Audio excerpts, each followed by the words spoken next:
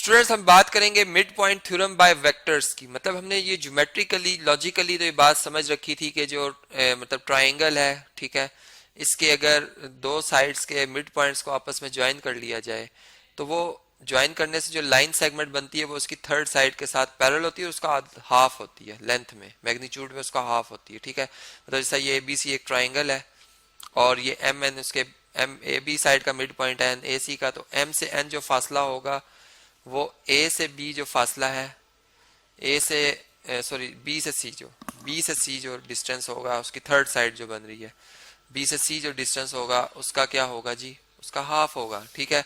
अब और दूसरी बात ये कि M से N जो ये लाइन सेगमेंट है ये पैरेलल भी होगी B से C लाइन सेगमेंट के।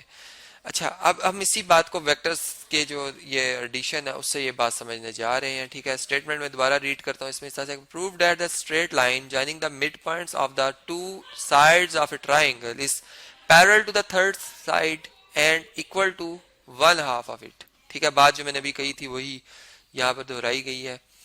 तो चलें अब हम सबसे पहले जब कार्टेशियन कोऑर्डिनेट सिस्टम की बात करते हैं, क्योंकि हम वेक्टर्स में पोजीशन के हवाले से बात करेंगे, ठीक है। वेक्टर एक ऐसी फिजिकल क्वांटिटी जिसमें डायरेक्शन मैग्नीट्यूड दोनों लाजमी है।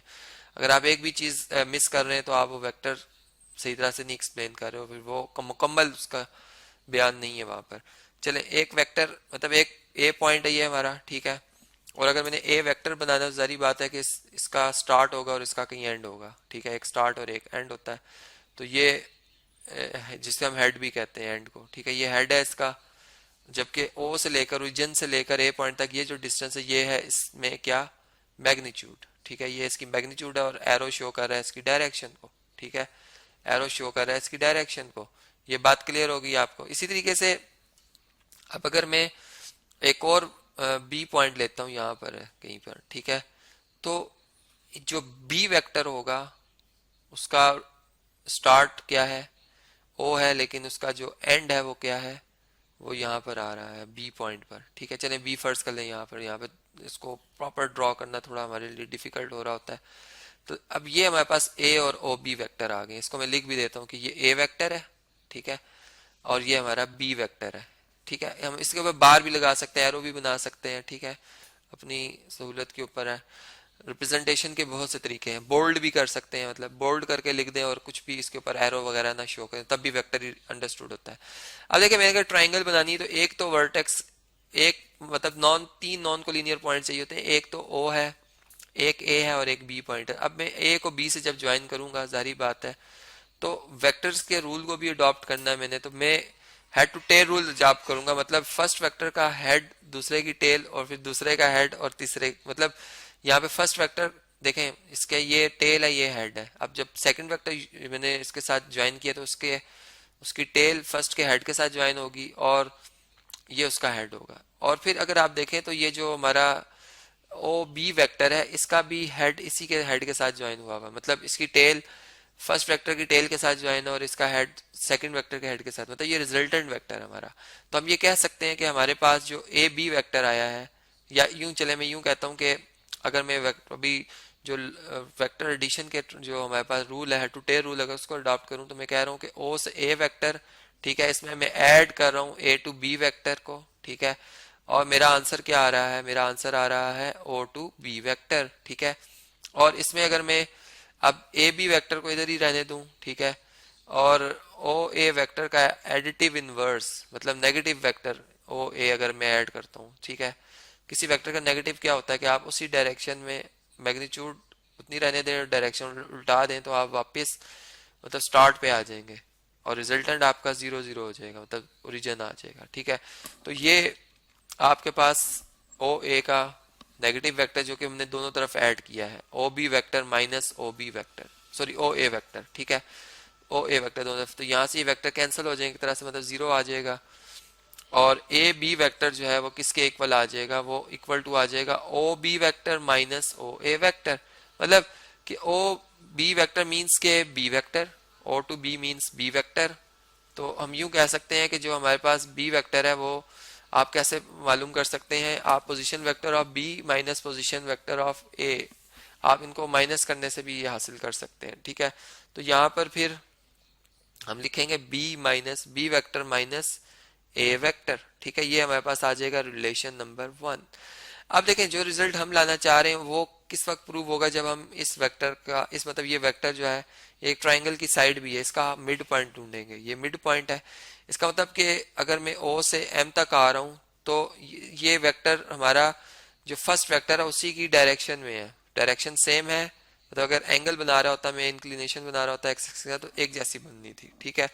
और मैग्नीट्यूड उसका हाफ है, तो इसका मतलब कि ये a/2 वेक्टर है, ठीक है। इसको मैं क्या लिख दूंगा, जो ओ एम वेक्टर है मेरा, यहाँ चले मैं इस तरह से लिख देता हूँ, वो किसका, ए वेक्टर का क्या है, हाफ है, ठीक है।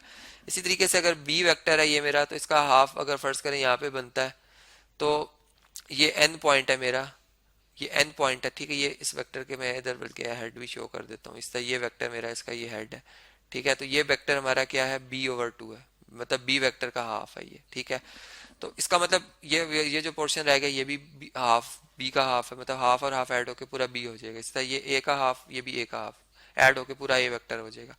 अब ये जो यहाँ से इसका हेड से यहाँ पर मैं एम एन जो वेक्टर बनाने जा रहा हूँ, ये इस वेक्टर जो एम एन एस की जो इसकी जो टेल है वो फर्स्ट वेक्टर के हेड से ज्वाइन हुई है और इसका ये हेड आ रहा है। और जो ओ एन वेक्टर है वो बेसिकली रिजल्टेंट वेक्टर है, ठीक है। ये रिजल्टेंट वेक्टर है, तो मैं ये कह सकता हूँ कि जो ओ टू एम वेक्टर है, ठीक है, हेड टू टेल रूल के मुताबिक हमने इसमें ऐड किया है एम टू एन वेक्टर, ठीक है। और फिर मेरे पास आंसर जो आया है वो आया है ओ टू एन वेक्टर, ठीक है, ओ टू एन वेक्टर। और मैंने भी आपको बताया था कि ओ टू एन वेक्टर जो है वो बेसिकली बी वेक्टर का हाफ है, बी वेक्टर का क्या है जी, हाफ है।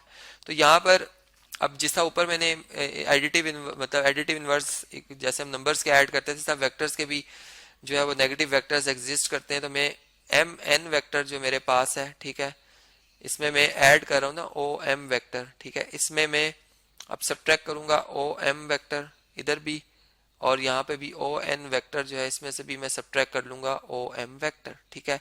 तो ओ एम एक दूसरे के एडिटिव इनवर्सेस हैं वेक्टर्स, मतलब नेगेटिव वेक्टर्स हैं, ये ऐड होके जीरो वेक्टर आ जाएगा, ठीक है। तो एम एन वेक्टर किसके इक्वल आ रहा है, एम एन वेक्टर जो है वो इक्वल टू आ रहा है मेरा O N vector. O N vector किसके इक्वल है, बी वेक्टर का हाफ, ठीक है, बी वेक्टर का हाफ।